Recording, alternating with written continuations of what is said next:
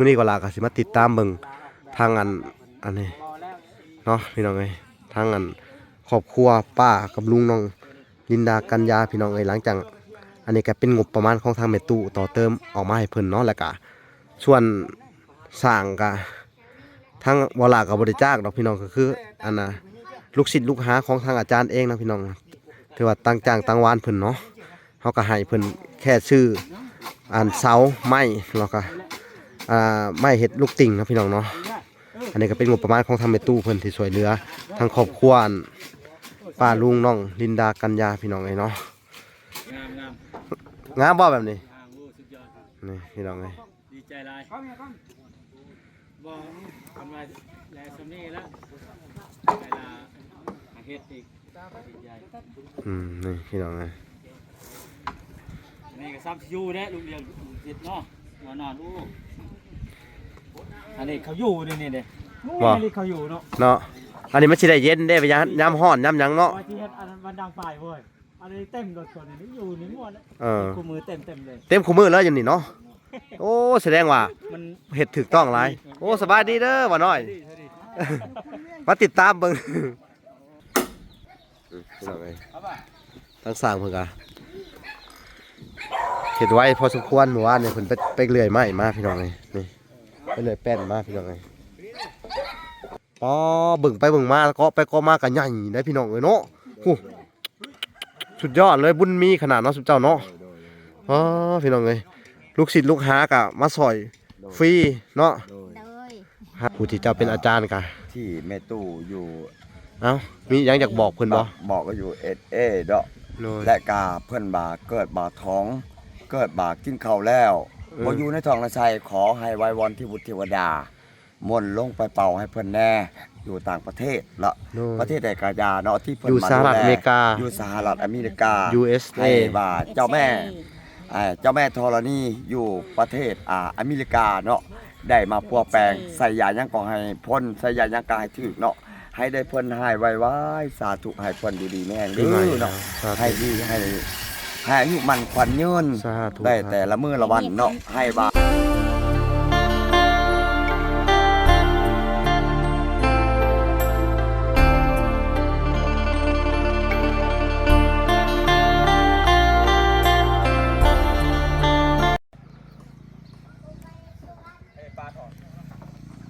โอเคพี่น้องเอ้ยเนาะกับสบายดีพ่อแม่พี่น้องมาเปิดสุขูสู่คนพี่น้องเอ้ยเนาะกันยินดีเข้าสู่ช่อง YouTube บ่อละสายบุญคุณธรรมคือเก่าพี่น้องเอ้ยเส้นเก่าเส้นเคยทักทายสบายดี FC ทางฝั่งไทยและ FC ทางฝั่งลาวและ FC ทางต่างประเทศนำเด้อพี่น้องเอ้ยเนาะมื้อนี้ก็ลาก็สิมาติดตามเบิ่งทางอันนี้เนาะพี่น้องเอ้ยทางครอบครัวป้ากับลุงน้องลินดากัญญาพี่น้องเอ้ยหลังจากอันนี้ก็เป็นงบประมาณของทางแม่ตู้ต่อเติมออกมาให้เพิ่นเนาะแล้วก็ส่วนสร้างก็ทางบ่ลาก็บ่ได้จ้างดอกพี่น้องก็คืออันน่ะลูกศิษย์ลูกหาของทางอาจารย์เองนะพี่น้องถือว่าตั้งจ้างตั้งวานเพิ่นเนาะเฮาก็ให้เพิ่นแค่ชื่อเสาไม้แล้วก็ไม้เฮ็ดลูกติ่งนะพี่น้องเนาะอันนี้ก็เป็นงบประมาณของทางแม่ตู้เพิ่นที่ช่วยเหลือทางครอบครัวป้าลุงน้องลินดากัญญาพี่น้องไอ้เนาะในส่วนของน้องลินดากัญญาก็สิได้สร้างเพื่อว่าสิได้มาภายในอีก 2-3 มื้อนี่แหละพี่น้องเอ้ยเพิ่นก็สิมาเริ่มเฮ็ดเลยเนาะเพราะว่าเพิ่นติดภารกิจอยู่เพิ่นว่าเนาะพี่น้องนี่เดี๋ยวเฮาก็สิมาอัปเดตและติดตามเบิ่งก่อนพี่น้อง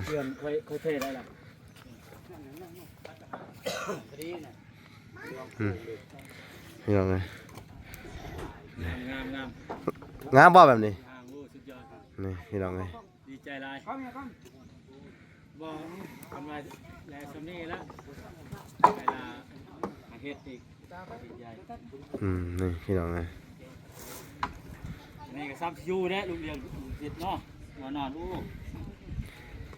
อันนี้เขาอยู่นี่เด้อันนี้เขาอยู่เนาะอันนี้มันสิได้เย็นได้ไปยามร้อนยามหยังเนาะที่เฮ็ดอันมันดังไฟเว้ยอันนี้เต็มรถก่อนนี่อยู่นี่หมดคู่มือเต็มเลยเต็มคู่มือแล้วอย่างนี้เนาะโอ้แสดงว่ามันเฮ็ดถูกต้องหลายโอ้สบายดีเด้อว่าน้อยมาติดตามเบิ่งเด้อนี่พี่น้องเอ้ยว่าน้อยเพิ่นก็มาถ่ายครอบครัวนั่นนะนี่พี่น้องเอ้ยถือว่า ทางสร้างเพิ่นก็ลงมือเฮ็ดเป็นที่แหมห้อยแหละมื้อนี้เพิ่นสิเฮ็ดบันไดนํเลยมั้งนี่พี่น้องเอ้ยเฮ็ดบันไดขึ้นทางนั้นเนาะ ทางนี้ทางนี้ บอลนี่สิเฮ็ดบนหนึ่งเข้าเพิ่นว่าบ่ทันบนล่างถ้วยพี่น้องเอ้ย ล่างถ้วยก็เสียดายแล้วมันงามเลยเสียดาย มองอันน่ะบ่สิได้แล้วห้องเฮ็ดนั่นน่ะเออเออ พี่น้องเอ้ย ดิดขึ้นยังไงนึงเลย พี่น้องเอ้ยทั้งสร้างเพิ่นก็เฮ็ดไว้พอสมควรเมื่อวานนี่เพิ่นไปเลื่อยไม้มาพี่น้องเอ้ยนี่ไปเลื่อยแป้นมาพี่น้องเอ้ยก็ยังดีอยู่เฮาบ่ได้ซื้อแป้นนำเพิ่นเนาะนี่ปอโทโอ้สบายดีเด้อสบายดีเป็นจังได๋ล่ะบัดนี้คือว่างามขึ้นกว่าเก่าเนาะอ๋อสบายดีลุงงามเนาะอ๋อขักอลีคือว่าลูกศิษย์ลูกหาแต่ละมื้อมาเต็มอยู่นี่เนาะถ้าว่าเฮ็ดแล้วแล้วก็ปรับเปลี่ยนครัวใหม่นะเอามาสิเนาะแป้งบอลนี่ก็ให้เขาอยู่เนาะขักอลีใส่ลูกติ่งแล้วก็งามได้พี่น้องเบิ่งดูนี่พี่น้องเอ้ยขัก ปาดวันนี้ ใช้ตัวไปปาดว่านนี่โอ้อันนี้ฮะเห็ดเป็นแป้นเนาะโอ้นี่แป้นปูพี่น้องเอ้ยเนาะแป้นปูจักแผ่นนี่บ่ทันได้ตัดซะบ่แป้นปูนี่ โดยจะหน่อยโดยซอย โอ้มีแต่เพิ่นปาดมาเนาะแล้วก็ซอยอันนั้นได้จักแผ่น ประมาณใช้จินการยังมีการประมาณ6 7 8นี่แหละ ก็พอดีเลยเนาะ โดย ฮะเด้พี่น้องเอ้ย แพนผู้ละ แผ่นบ้านนี่ก็สิได้ใช้เตาไฟอยู่นี่เนาะ โดย เตาไฟแล้วก็บนล่างถ้วยแล้วก็ขึ้นอยู่นี่เนาะ โดย ปอเบิ่งไปเบิ่งมาก็ไปก็มากันใหญ่ได้พี่น้องเอ้ยเนาะหูสุดยอดเลยบุญมีขนาดเนาะสุดเจ้าเนาะอ๋อพี่น้องเอ้ยลูกศิษย์ลูกหากะมาซอยฟรีเนาะ โดย หาเพิ่นพี่น้องเอ้ยเนาะได้เพิ่มเติมอีกทางอันเมตู้ซอยเข้าไปอีกเนาะ โดย โทษพี่น้องเอ้ยเนาะซอยซื้อไม้เส้นไม้อันนี้ก็เบิดอยู่2 ล้านพี่น้องเอ้ย2 ล้านกว่าเลยนี่เนาะนี่แล้วก็อันนี่พี่น้องเอ้ยอันนี้ก็ลูกศิษย์ลูกหาเพิ่นไปซอยเนาะซอยตัดมาตัวนี้อันน่ะไม้โค้งหลังคาบ่นี่ฮะ ครับเป็นมาตาปาดมาเบิดนะ เพิ่นปาดมาเลยเนาะคือว่าเขาสั่งมาแล้วไม้โค้งหลังคาอยู่พุ่น เบิดแล้ว ฮะ เบิดแล้วเบิดเฮ็ดอันนี้ โอ้เฮาว่ามันมีคือค้างมันได้เขาสั่งมาให้ฮะ โดยคือมีอยู่เลยจะมาไม่เป็นเบิดแล้วแต่ แต่ก็เอาตัวนี้ก็ได้ก็แล้วแต่เนาะพี่น้องเอ้ยโหได้ตัดมาเพิ่มอีกเนาะ โดย โอ้ที่จริงก็ใส่ไม้หลายเติบแล้วนี่เนาะอันนี้ก็ไม้เพิ่นไปตัดมาเนาะพี่น้องเนาะแต่ว่าในส่วนของไม้ของลินดากัญญาน่ะชูเฮาบ่ได้เอาได้เนาะบ่ได้มีแต่ว่าเก็บไว้ให้เพิ่นนี่แหละพี่น้องเอ้ยเพราะว่าทางวัดลาก็ซื้อมาให้เพิ่นเป็นพิเศษได้นี่พี่น้องเอ้ยเนาะอันนี้ก็เป็นจุดประสงค์ของทางอันผู้ใหญ่เพิ่นเด้อที่ช่วยเหลืออันน่ะทุกเจ้าก็เพิ่นเอ็นดูเมตตาสงสารทุกเจ้าได้เนาะพี่น้องเอ้ยถ้าไม่ตู้เพิ่นก็เดี๋ยวนี้ก็บ่สบายแฮงอะไรเป็นนักเพิ่นก็เวลาก็โทรไปพูดคุยกับเพิ่นอยู่โอ้ยน่าสงสารแม่ตู้เนาะขอให้เพิ่นหายวันหายคืนดีอันน่ะพญาติพะเยาเพิ่นเป็นอยู่เด้อเจ้าก็ผู้ที่อันน่ะอันอยู่คลองในศีลในธรรมกับภาวนาให้เพิ่นเด้อ โดย อันน่ะให้เพิ่นหายเด้อหายไวพวก ได้ เป่าให้ได้บ่ ได้ ได้เนาะ โดย อยากเบิ่งเปิดกล่องกระเป๋าได้ อ๋อ อยากเบิ่งอยากเห็นเมโตในพอนี่เป่าก็ได้ คนอยู่ไทยยังได้ โดยบัดเฮามาเฮาสินั่นเด้อตอนนี้เฮาสิไปอัน กระเป๋าละได้บัด สิไปบะก่อนเด้อสิไปบะให้เพิ่นก่อนนี่จบคลิปนี้แล้วเฮาสิไปบะให้เพิ่นแล้วก็บัดกลับมาแล้วเฮาก็สิอันน่ะโทรแล้วจะให้เฮาสิแต่งขันหาแล้วให้เจ้าเป่าให้เราหน่อยเด้อโคตรให้เพิ่นหน่อยเด้อ ตั้งเป่า โอ้สาธุ อันนั้นกระเป๋าประเทศ โดย นอกกระเป๋าได้ เป่าได้เนาะ แล้วอยู่ผู้บรรยุ อืมนิมนต์นั่นน่ะสิ่งศักดิ์สิทธิ์ของเจ้าหั่นแหละช่วยเหลือเพิ่นนำหน่อยเด้อเพิ่นก็ซอยจุมเจ้าอันนั้นนี่แหละเกาะเฮือนเกาะซานให้เพิ่นหาอันน่ะหายเจ็บหายไข้หาพยาธิโรคาเนาะแม่ตู้เพิ่นก็โอ้ยอันน่ะเป็นเกี่ยวกับอันแคนเซอร์พี่น้องเอ้ยอันน่ะอยู่ในลำ ใส่ ลำไส้แค่ว่ากินหยังลงไปกะมันก็สิบ่อยู่ท้องนะมันสิออกเลย แบบไร เป็นท้องร่วง ของร่วง เป็นโรคท้องร่วงประมาณนั้น มีแต่อยากเป็นแบบนั้น เนาะก็นี่แหละทางวลากะไป เป็นห่วงหลายพี่น้องเอ้ยก็เลยว่าสิได้ออกเดินทางเนอะมื้อนี้หลังจากมาถ่ายคลิปนี้แล้วก็สิออกเดินทางกันไปไหว้วอนสิ่งศักดิ์สิทธิ์ในพุทธศาสนาเฮาเนาะพอได้บรรเทาทุกข์เบาบางให้เพิ่นเนาะเวลาสงสารเพิ่นหลายพี่น้องเอ้ยเนาะเอ้าพี่น้องเอ้ยก็มาเบิ่งนี่แหละมาติดตามเบิ่งทั้งสร้างเฮ็ดตัวนี้เด้อเป็นจะได้ความรู้สึก ดีใจ ดีใจ เนาะเดี๋ยวเฮามาก็คือเฮาเว้ากันเนาะ โดย เดี๋ยวสิได้โทรไปหาเพิ่น โทรแล้ว ตอนค่ำๆพี่น้องเอ้ย ได้เห็นหน้าตาเพิ่นแล้วก็ เปิด สิ กล่ บ อ อง กว่า ได้เห็น เดี๋ยวเฮาต้องถามเพิ่นก่อนเนาะ โด ว่า ยโดยโดย เพิ่น พอนี่เป่า โดย น้อง เนาะ คอยพ่นอยู่ไทยยังดี ดีเนาะ โดย อืม ลูกเลี้ยงก็อยู่ไทยก็ยังดี ดีเนาะ เขามาเป่าอยู่นี่เขาไปไทยไปทำงานหาเงินหา โด การ ย ยังดีเป่า ชนะกาชี แสดงว่าอยู่ ไหว้วอนอาจารย์นี่แหละเขาว่า โดยไหว้วอนอา เดี๋ยว จารย์ เขาก็ อยู่ อันน่ะ นั่ง เดี๋ยวจักเฮามาก่อนเด้อ โดย นะครับมื้อนี้เฮาสิเดินทางไปวัดก่อนสิไป โดย พระธาตุศักดิ์สิทธิ์พระธาตุโพนเนาะ โดย สิไปอันน่ะอันน่ะให้เพิ่นก่อนเด้อ โดย เนาะพี่น้องเอ้ยไปขอพรอันน่ะให้เพิ่นก่อนพี่น้องเอ้ยเนาะพี่น้องว่าทางวาระก็เป็นห่วงอันน่ะทางแม่ตู้หลายพี่น้องเอ้ยเพราะว่าอันน่ะ อยู่เรื่อยอยู่เรื่อย แม่ตู้เพิ่นคือเทวุฒิเทวดาองค์หนึ่งพี่น้องเอ้ยที่ว่าเป็นมนุษย์เดินดินเนาะมีหัวใจแต่ว่าช่วยเหลือสังคมพี่น้องเอ้ยแล้วก็เพิ่นว่าจักเป็นหยังถ้าเห็นครอบครัวคนทุกข์ยากแล้วเพิ่นขนาดบ่มีเงินเพิ่นก็คนครัวมาให้ได้เนาะนี่คือเป็นสิเลนนี่เจ็บแท้ๆน่ะตนเองบ่มีเหือบ่มีแห้งจิตใจหาก็ยังอยู่อันน่ะยังคิดแบบว่ายังเป็นห่วงคนที่ทุกข์ยากหลาย โดย เพิ่นจะบ่ได้ห่วงตัวเองเลยจังว่าเนาะว่าล่ะก็ยังโอ้ยซาบซึ้งเนาะซาบซึ้งบุญคุณเพิ่นว่าล่ะก็สำนึกในบุญคุณเพิ่นเด้อบ่แม่นว่าอันน่ะเพิ่นสิซอยแต่ชุมเจ้าเพิ่นก็ซอยทั้งอันสายบุญนำแน่พี่น้องเส้นบ่ล่ะเนาะก็ได้อยู่ได้กินนำเพิ่นเนาะก็บ่ได้ลืมบุญลืมคุณเพิ่นเนาะในเมื่อเพิ่นแบบเจ็บเป็นเอ็นอุ่นแบบสิเฮาก็เป็นห่วงเนาะทางว่าล่ะก็เป็นห่วงหลายพี่น้องเอ้ยเนาะเป็นห่วงผู้ที่มีพระคุณอัน กับบอลาพี่น้องแล้วกับครอบครัวบอลาเป็นห่วงทุกๆคนแล้วก็ขอบคุณผู้ใหญ่ใจดีทุกท่านพี่น้องเอ้ยที่มอบความสุขแล้วก็มอบข่าวคล้องมอบสิ่งที่เขาบ่มียกตัวอย่างคือเฮ็ดเฮือนเฮ็ดซ่านให้ทางครอบครัวซุมเจ้านี่เด้อทางเวลาก็ขอบคุณเพิ่นผู้ใหญ่ใจดีทุกท่านแล้วก็คำว่ามอบความสุขและคือว่าสิได้เฮือนเฮาก็มีความสุขแมันบ่ โดย มีความสุขใจแต่ก่อนนี่สังกะสีกับหัวเนาะ โดย อันน่ะห่างๆเฮือนก็เซ่สิล่มแหละเนาะ โดย มันก็จักสิว่าจังใดพี่น้องเอ้ยเนาะทางเวลาก็ซับซึ้งในน้ำใจของเพิ่นเนาะเวลากับเปรียบเสมือนอันผู้หนึ่งที่อันแบบเป็นห่วงสุดๆแต่ว่าไงเพราะว่าเพิ่นก็บ่เคยถิ่มเคยปะเฮาบ่เคยถิ่มเคยปะเนาะผลักดันแล้วก็ซัพพอร์ตอยู่ในช่องมาตลอดเนาะถ้าบ่มีเพิ่นบ่ล่ะก็บ่มีมื้อนี้เนาะแล้วก็บ่มีชุมเจ้าในมื้อนี้อีก โดย บ่มีแล้วก็ถ้าบ่มีเฮาก็เฮือนก็สิสภาพเก่าเดิมๆเนาะ โดย เป็นบ่ เอ้าก็ได้แต่ไหว้วอนใส่กันแน่เด้อ สาธุ ผู้ที่เจ้าเป็นอาจารย์ก็ ที่แม่ตู้อยู่ เอ้ามีหยังอยากบอกเพิ่นบ่ บอกก็อยู่เดาะ โดย และกาเพิ่นบ่าเกิดบ่าท้อง เกิดบ่ากินข้าวแล้วบ่อยู่ในท้องนาชัยขอให้ไว้วอนที่บุตรเทวดามนต์ลงไปเป่าให้เพิ่นแน่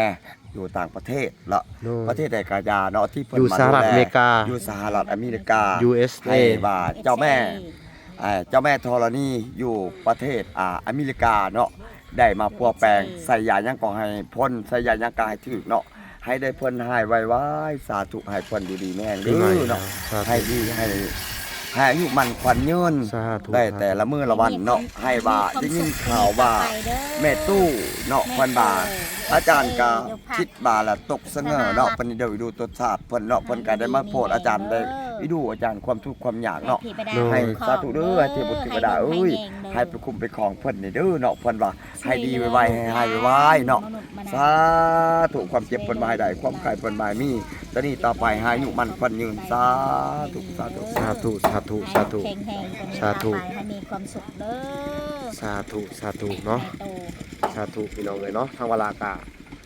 พี่น้องเลยจักเช็ดจะได้จิตใจบ่ได้อยู่กับเนื้อกับตัวเป็นห่วงเพิ่นเนาะแต่ละมื้อเฮาก็จักสิว่าจังไดพี่น้องเนาะก็ได้แต่ภ ภาวนาพี่น้องเอ้ยไหว้วอนสิ่งศักดิ์สิทธิ์ทั้งหลายในโลกนี้พี่น้องเอ้ยอันน่ะ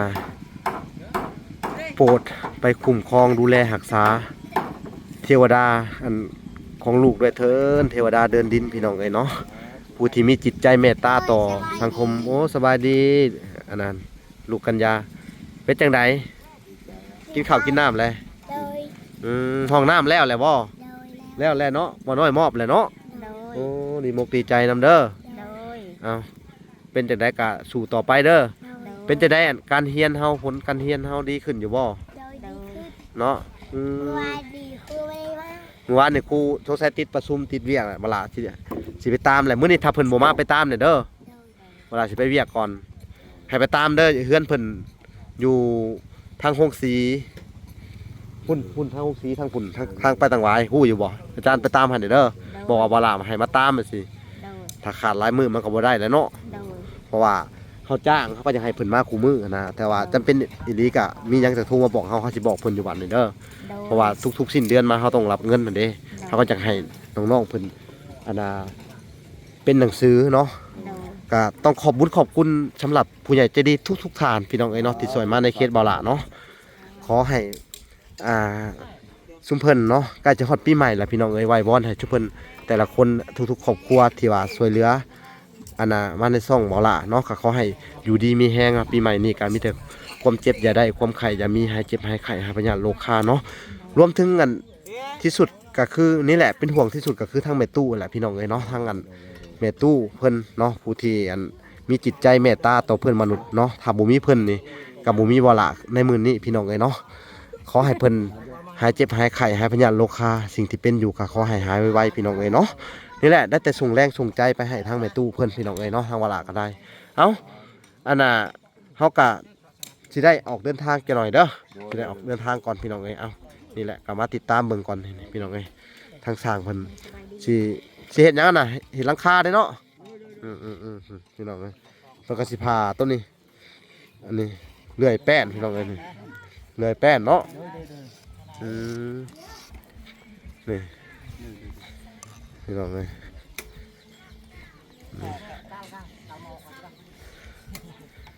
นี่บรรยากาศการเฮ็ดเฮือนฮะ กบสั่งเลยบ่ ฮะ กบบ้านประตูกบ วงกบอ๋อต้นนี้ฮะอันน่ะทางเวลายังงัน คนปลาอยู่ คนคั่วหรือว่าทางว่าให้ช่างเพิ่นมาก่อนเนาะ คันว่าคนปลาได้มีสิครับเฮ็ดนะกบ วงกบ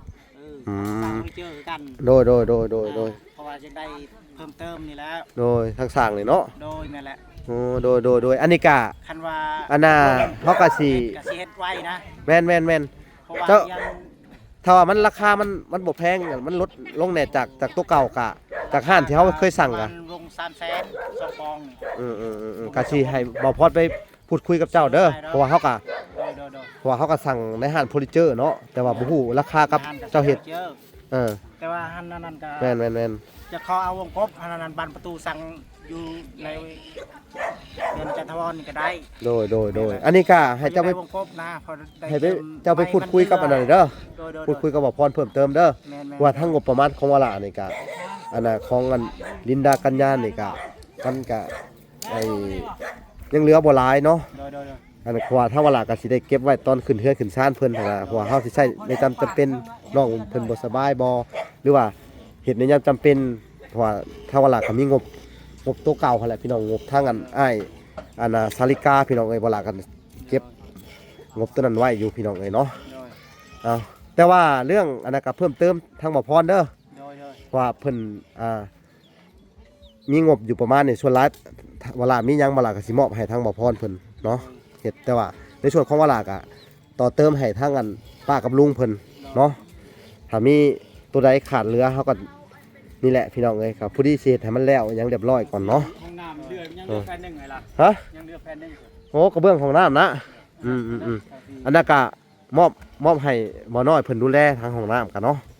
แต่ว่าทางเวลาก็เจาะน้ำเจาะหยังเฮ็ดให้เพิ่นเรียบร้อยแล้ว